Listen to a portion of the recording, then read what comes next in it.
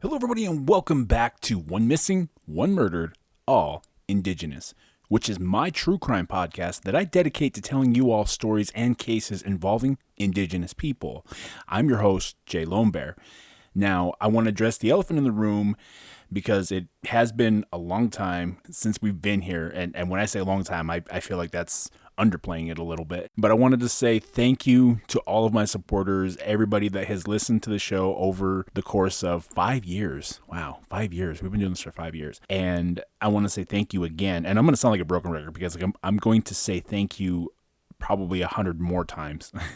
I realize it's been a while. And of course, life happens. This show has always been my love letter to the Indigenous community because I do care so strongly and so passionately about the, when I first started off, it was MMIW. Now, over the years, it's sort of evolved more into MMIP, which is Missing Murdered Indigenous People. And now I'm seeing MMIR, which stands for Missing Murdered Indigenous Relatives. So it's been an honor to see the evolution and that the drive, the fight still continues for awareness and all of that. It's been a long fight. It's also been a very hectic schedule. What with the paranormal podcast taking off like it has, I have been so swamped, but I wanted to say again, thank you so much to everybody. This show in particular requires so much passion, so much dedication and time, both physically, editing, research, but so much heart. I've explained this in previous shows. There were some cases that I had to put the show down just because it really took a lot out of me.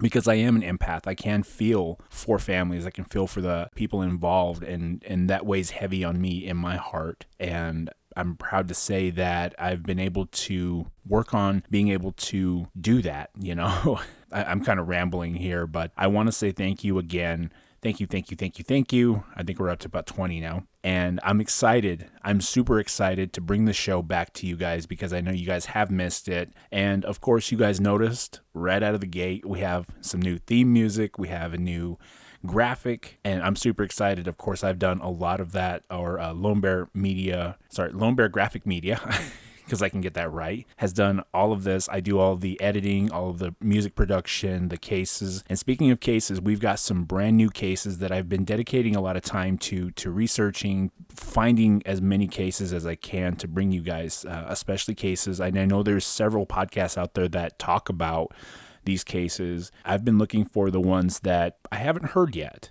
Of course, we're going to be talking about some really big ones. Over the last couple of years, we've seen just an influx of Indigenous crime. What with so many high-profile Indigenous actors, of course, Indigenous people are being more and more recognized. But I am excited to bring you guys new content. Of course, when we first started, it was once a week. Then we kind of dribbled back to, once every 2 weeks, once a month. We're going to consider this a soft reboot of the show. Just a little.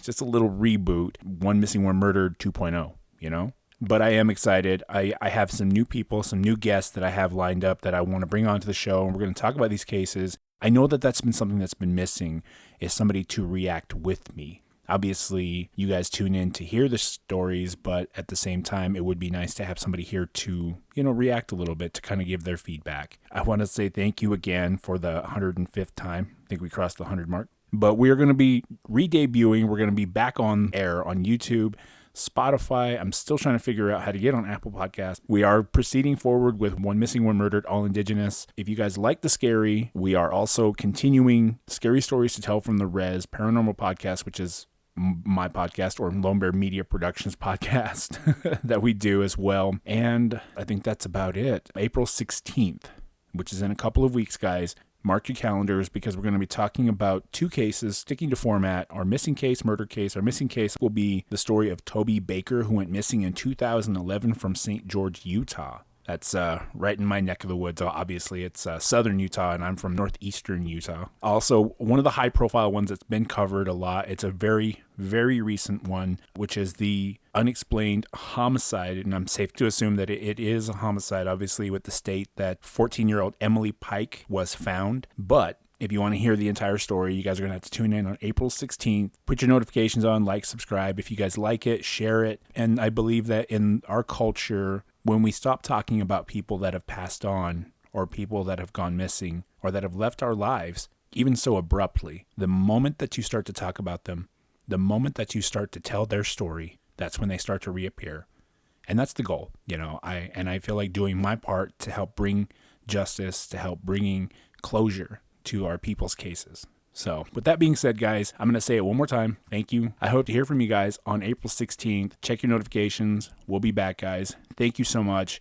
And I hope you guys stay safe, stay blessed out there. And with that, I bid you a temporary, just a little farewell. Until next time, guys, One Missing, One Murdered, all Indigenous True Crime Podcast.